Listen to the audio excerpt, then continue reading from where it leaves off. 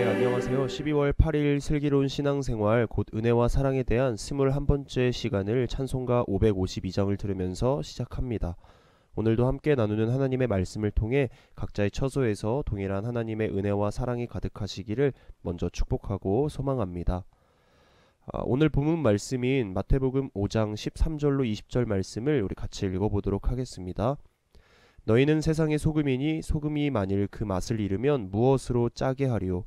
후에는 아무 쓸데없어 다만 밖에 버려져 사람에게 밟힐 뿐이니라. 너희는 세상의 빛이라. 산 위에 있는 동네가 숨겨지지 못할 것이요 사람이 등불을 켜서 말 아래에 두지 아니하고 등경 위에 두나니 이러므로 집안 모든 사람에게 빛이 느니라. 이같이 너희 빛이 사람 앞에 비치게 하여 그들로 너희 착한 행실을 보고 하늘에 계신 너희 아버지께 영광을 돌리게 하라. 내가 율법이나 선지자를 폐하러 온 줄로 생각하지 말라. 폐하러 온 것이 아니요 완전하게 하려 함이라. 진실로 너희에게 이르노니 천지가 없어지기 전에는 율법의 1.1획도 결코 없어지지 아니하고 다 이루리라. 그러므로 누구든지 이 계명 중에 지극히 작은 것 하나라도 버리고 또 그같이 사람을 가르치는 자는 천국에서 지극히 작다 일컬음을 받을 것이요 누구든지 이를 행하며 가르치는 자는 천국에서 크다 일컬음을 받으리라. 내가 너희에게 이르노니 너희 의가 서기관과 바리새인보다 더 낫지 못하면 결코 천국에 들어가지 못하리라. 아멘. 네, 이 말씀을 통해 영광받아 마땅하신 하나님께 감사하자라는 목표를 가지고 함께 나누어 보도록 하겠습니다. 가짜만 아는 사람은 얼마든지 가짜로 만족하고 기뻐할 수 있어도 진짜를 아는 사람들은 절대로 가짜로 만족하고 기뻐할 수가 없습니다. 당연한 이유죠. 진짜를 알고 있기 때문에. 진짜를 아는 사람들은 항상 진짜를 향해서만이 목이 마릅니다. 또 진짜만을 갈망합니다. 그런데 우리는 진짜 곧 진리가 무엇인지 잘 알고 있습니다. 네, 바로 하나님의 말씀이죠. 그도 그럴 것이 오늘 본문 앞전부터 시작되는 예수님의 산상수훈에 나오는 복 있는 사람들이 가지고 있는 마음의 상태와 삶의 모습들이 이제 기록이 되어 있는데요. 그 내용 안에는 믿음 안에서 가난함과 애통함, 겸손함과 줄이고 목마름, 그리고 마음의 청결함과 화평을 만들려는 등의 노력과 주님을 위해서 고난과 박해도 마다하지 않는 모습은 진짜가 무엇인지를 알고 또 진짜를 위해서 살아가는 이 사람들이 가지고 있는 것들이라 말할 수 있겠습니다. 사랑하는 성도 여러분, 세상과 구별된 거룩한 자들로 부르심받은 그리스도인인 우리가 이 세상 속에서 살아가지만 복된 자로서 구별되고 분별된 모습으로 살아가야 하지 않겠습니까? 이러한 생활상을 상징적으로 묘사한 것이 바로 오늘 본문의 소금과 빛의 비유가 되겠습니다. 먼저 소금의 비유를 살펴보겠습니다. 13절에 보면 너희는 세상의 소금이니 소금이 만일 그 맛을 잃으면 무엇으로 짜게 하리요? 라고 기록되어 있습니다. 네, 이 말씀은 세상의 부패를 이제 전제로 하신 말씀인데요. 그런데 이 말씀의 핵심은 세상이 부패했다는 데 있는 것이 아니라 소금이 그 맛을 잃었다라는 것에 있다고 볼 수가 있습니다. 이 맛을 잃은 소금이란 말은 성경의 세 곳에서 이제 나타나게 됩니다. 누가복음 14장 34절에 보면 소금이 좋은 것이나 소금도 만일 그 맛을 잃으면 무엇으로 짜게 하리요. 또 마가복음 9장 50절에 보면 소금은 좋은 것이로되 만일 소금이 그 맛을 잃으면 무엇으로 이를 짜게 하리요. 너희 속에 소금을 두어 서로 화목하게 하시니라와 그리고 오늘 우리가 나눈 본문 13절 이렇게 세 곳에서 등장하게 됩니다. 예수님께서는 소금이 맛을 잃어버리면 어떻게 된다고 말씀하셨죠? 네, 길가에 버려져 밟힐 것이라고 말씀하셨습니다. 잠시 배경을 살펴보면 옛날 유대교인들 가운데 신앙을 버리고 타락했던 사람이 다시 회개하고 돌아올 경우에는 이 회당 문 앞에 엎드려 누워서 사람들로 하여금 자기 위를 밟고 지나가게 했다고 합니다. 이때 그 사람은 큰 소리로 나는 맛을 잃은 소금이니 나를 밟고 지나가시오 라고 했다고 하죠. 오늘 우리들도 신앙을 버리고 타락한 사람이 되지 않기 위해서는 마가복음 9장 50절 하반절에 기록되어 있는 것처럼 너희 속에 소금을 두고 네, 바로 우리 자신을 먼저 죄의 부패로부터 정화시키는 그런 우리가 되어야 한다는 겁니다. 소금의 주된 역할이 무엇입니까? 바로 부패를 방지하는 것이지 않습니까?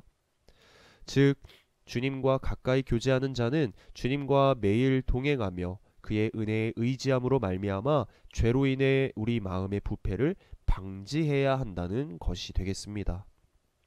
소금이 부패와 싸우고 이것을 저지시키는 것처럼 주님과 생동적인 관계를 맺고 있는 자는 겉으로 드러내지 않고 항상 소금과 같은 역할을 감당해서 사회 곳곳에서 일어나는 부패들을 저지시키고 싸워 나갈 줄 알아야 하죠. 네, 이것이 우리 그리스도인들이 소금과 같이 되어야 하는 진정한 의미라고 말씀드릴 수 있습니다. 앞에서 말씀드렸듯이 우리는 세상 속에서 살아가고 있습니다. 소금이 맛을 잃을 수 있듯이 우리도 세상에서 그리스도를 위한 뚜렷한 영향력을 잃을 수가 있는데요. 바로 세상의 규범이 우리의 신앙을 무너뜨리곤 합니다. 당장의 코로나만 보더라도 교회에서의 집회 금지로 인해 신앙생활 열심히 하던 성도가 이제 다시 조금 규제가 풀리고 집회를 해도 되는 상황임에도 불구하고 세상의 규범에 의해 교회로 오는 발걸음이 왠지 모르게 힘이 들게 됩니다. 이렇듯 세상의 규범이 우리의 영적인 생활을 침투할 때 그리스도인으로서의 풍미를 서서히 잃어가게 되죠. 그렇게 부패를 방지할 수 없게 됩니다. 세상의 유일한 소금이 되어야 하는 그리스도인이 그리스도인으로서의 풍미와 제 역할을 잃어버리게 될 때 무엇이 우리의 역할을 대신할 수 있겠습니까? 바라기는 우리 모두가 소금의 본분을 잘 지켜나가는 그리스도의 신실한 사람들이 되기를 주님의 이름으로 축복하고 소망합니다. 다음으로 빛에 대한 비유를 살펴볼게요. 요한일서 1장 5절에 보면 하나님은 빛이시라 라고 말하고 있습니다. 이 빛은 모든 생명의 원천이죠. 또 이사야 49장 6절에 보면 내가 또 너를 이방의 빛으로 삼아 나의 구원을 베풀어서 땅끝까지 이르게 하리라 라고 기록되어 있습니다. 네, 하나님께서는 이스라엘을 이방의 빛으로 선택하셨습니다. 이 빛의 역할을 이제 신약시대로 넘어와 예수님께서 택하신 제자들에게 위임하시면서 오늘 본문과 같이 말씀하셨죠. 너희는 세상의 빛이라 라고 말입니다. 예수님의 말씀에 제자들은 세상의 빛이 되어 복음을 전하는데 앞장서게 되죠. 빌립보서 2장 15절에 보면 이렇게 기록되어 있습니다. 이는 너희가 흠이 없고 순전하여 어그러지고 거스르는 세대 가운데서 하나님의 흠없는 자녀로 세상에서 그들 가운데 빛들로 나타내며, 이 말씀처럼 하나님의 사람들은 주님의 말씀에 순종함으로써 빛이 되어 온 세계를 복음의 밝은 빛을 비추며 나아가는 그런 사람들이 되었습니다.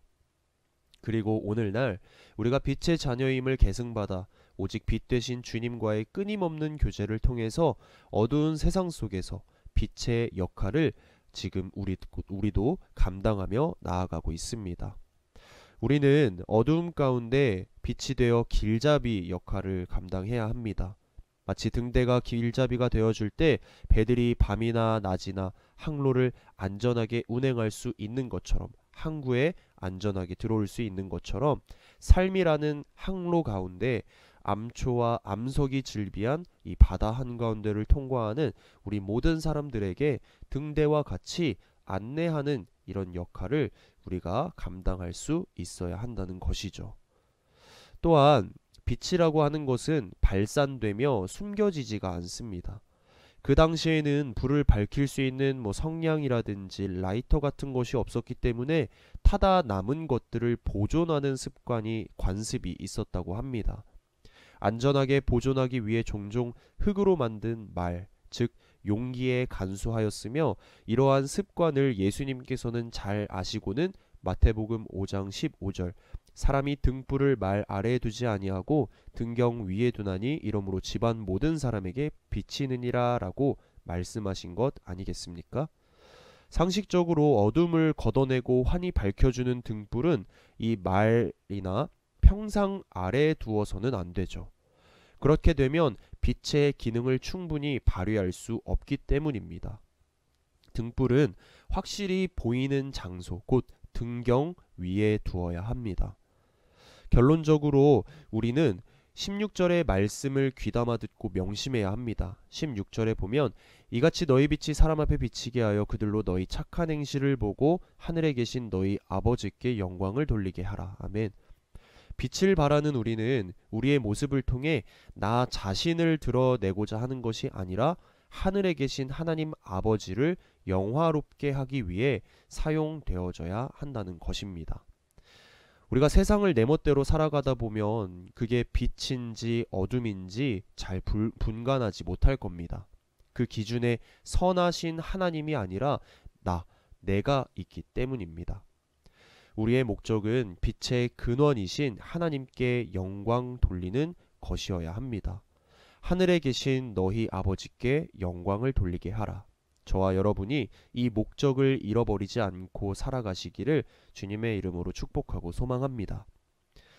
바닷물이 썩지 않는 이유는 바닷물에 녹아있는 약 3% 정도의 소금 때문이라고 합니다. 아무리 칠흑 같은 어두움도 양초나 기름이 자신을 녹여 빛을 발하게 되면 그 주인은 환하게 밝혀집니다. 우리 역시 교회뿐만 아니라 오늘 말씀처럼 세상으로 나아가 예수님 안에서 소금처럼 자신을 녹여 세상의 부패를 방지하고 또 세상의 맛을 내고 또한 예수님의 빛을 우리가 발산하는 것처럼 자신을 태워 어두워져 가는 세상을 밝히 비추는 그런 우리가 되어야 합니다. 이것이 오늘 말씀을 통해서 예수님께서 우리에게 요구하신 삶의 모습이라고 말씀드릴 수 있습니다. 그러면 우리는 어떻게 살아가야 할까요? 16절 말씀을 다시 보면 그들로 너희 착한 행실을 보고 하늘에 계신 너희 아버지께 영광을 돌리게 하라 라 기록되어 있죠. 우리의 짠맛은 무엇입니까?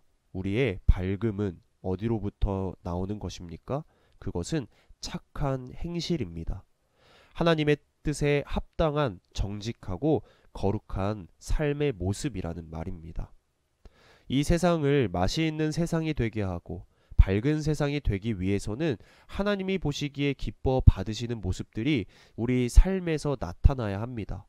이것이 가정에서나 직장에서나 사업장 등 내가 속한 곳에 있는 우리에게 맡겨진 사명이지 않겠습니까? 예수님은 마지막으로 20절 말씀 내가 너희에게 이르노니 너희 의가 서기관과 바리새인보다 더 낫지 못하면 결코 천국에 들어가지 못하리라 라고 말씀하셨습니다. 왜 이런 말씀을 하셨을까요? 서기관과 바리새인의 의라는 말은 또 무슨 뜻일까요? 서기관과 바리새인들은 한마디로 율법쟁이였습니다. 율법을 지키는 일에는 목숨을 걸 정도로 열심이었고 철저했으며 또한 헌신적이었습니다. 하지만 그들의 문제는 율법을 지키는 일을 형식적인 일로 만들어 버렸다는 것이었습니다. 그렇다면 우리의 의가 어떻게 하면 이들의 의를 넘어설 수 있을까요? 그에 대한 해답은 오늘 본문 앞전에 기록된 팔복과 관련이 있습니다. 그리고 그 말씀에 순종하며 나아가면 됩니다. 보면 가난한 심령, 죄로 인해 애통해하는 마음, 겸손하고 낮은 마음, 죄인들을 긍휼히 여기는 마음, 나누이지 않은 하나님의 사랑, 또 화평을 만들어내려는 마음과 주님을 위해서는 박해라든지 손해와 오해도 무릅쓰는 마음, 이런 마음으로 하나님의 말씀에 순종하려고 애쓰면 우리의 의는 바리새인들의 의를 넘어설 수 있습니다. 이러한 마음들은 결코 형식적인 것으로 나타나지 않는 것들이기 때문이죠. 우리가 예수님께서 말씀하신 복된 마음으로 하나님의 말씀에 순종하려고 애쓸 때 우리는 이 세상의 빛과 소금으로 살아갈 수가 있습니다. 우리 짠맛을 잃어버리지 않고 밝음을 드러내며 살아갈 수 있습니다. 그렇게 하나님과 세상에서 가치 있는 사람으로 살아갈 수가 있습니다. 이와 같이 살아가는 것이 우리에게 주는 가장 큰 유익입니다. 이것은 우리로 하여금 바리새인과 서기관들의 의를 넘어설 수 있게 해주죠. 사랑하는 성도 여러분, 항상 하늘에 계신 하나님 아버지의 자녀와 같이 복된 마음으로 살아가고자 부단히 노력하며 나아가십시오. 빛과 소금이 되십시오. 그리스도인인 우리의 목적인 하나님의 영광을 드러내는 삶을 살아가기 위해 부단히 노력하며 나아가십시오. 그래서 이 땅에서 하나님께서 베푸시는 은혜와 사랑을 누리시며 예수 그리스도의 의를 힘입어 하늘나라 천국에 들어가는 저와 여러분 되시기를 주님의 이름으로 축복하고 소망합니다. 우리 모두 빛과 소금이 되어 나아갑시다. 오늘 우리가 앞서 나눈 찬송가 552장 아침 해가 돋을 때 이 찬송의 작곡가 및 작사가는 알려져 있지 않습니다. 그러나 1931년 한국 초기에 발행된 신정 찬송가에 처음 수록되어 지금까지도 많은 이들이 부르는 찬송이죠. 특히 이 찬송은 새해가 밝을 때 불리는 찬송으로 아주 대표적인 곡입니다. 이 찬송은 또한 가사와 곡조가 너무 잘 맞아서, 우리 한국의 정서와 잘 맞아서 한국인이 지은 것으로 추측되는 찬송으로 보고 있습니다. 마태복음 5장 16절 이같이 너희 빛이 사람 앞에 비치게 하여 그들로 너희 착한 행실을 보고 하늘에 계신 너희 아버지께 영광을 돌리게 하라 라는 말씀을 바탕으로 지은 이 찬송의 1절과 후렴 가사를 보면 이렇습니다. 아침 해가 돋을 때 만물 신선하여라 나도 세상 지낼 때 햇빛 되게 하소서 주여 나를 도우사 세월 허송 않고서 어두운 세상 지낼 때 햇빛 되게 하소서. 작사자는 어두운 세상에 떠올라 밝게 비추는 아침 해처럼 이 세상을 사는 동안 어두운 곳을 비추는 햇빛이 되게 해달라고 지금 간구하며 나아가고 있습니다. 하나님께서 천지를 창조하실 때 가장 먼저 창조한 것이 무엇입니까? 네, 빛입니다. 빛은 새벽에 비추는 아침에도 있고 정오에 비추이는 떼약볕도 있고 또 해질 무렵에 비추이는 저녁놀이 있습니다. 이 중에서도 아침에 비추는 해는 만물을 소생케 하며 새 희망과 새 날을 가져다주는 기쁨과 소망이 깃들여져 있습니다. 그런데 우리 주님께서 아침 해가 되어주셔서 참 소망과 생명의 빛으로 우리들에게 비추어 주시겠다고 약속하고 계십니다. 어두움을 뚫고 비추이는 빛은 모든 어둠의 장막을 몰아내고 우리에게 새 소망과 새 힘을 주는 능력이 있습니다. 이처럼 새 소망을 아침 해가 안겨주듯이 예수님을 믿는 우리들도 이 땅에서 아침 해와 같은 햇살이 되어 많은 사람들에게 소망과 사랑과 기쁨을 나누어주며 축복의 사람으로 살아가게 해달라는 이 작사자가 예수님께 간구하는 내용이 오늘 우리가 부른 찬송의 가사에 담겨져 있는 의미가 되겠습니다. 우리는 예수님을 알기 전까지 어둠의 자녀로서 죄의 종노릇하며 죄와 사망의 법 안에서 속박된 채 살아왔었습니다. 그러나 이제는 예수님을 나의 구주로 영접하고 하나님의 자녀가 된 이후에는 더 이상 죄의 노예가 아닌 빛의 자녀가 되어 은혜와 평강 속에서 살아갈 수 있게 되었습니다. 얼마나 복되고 귀한 일입니까? 에베소서 5장 8절로 9절 말씀에 보면 너희가 전에는 어두움이더니 이제는 주 안에서 빛이라 빛의 자녀들처럼 행하라.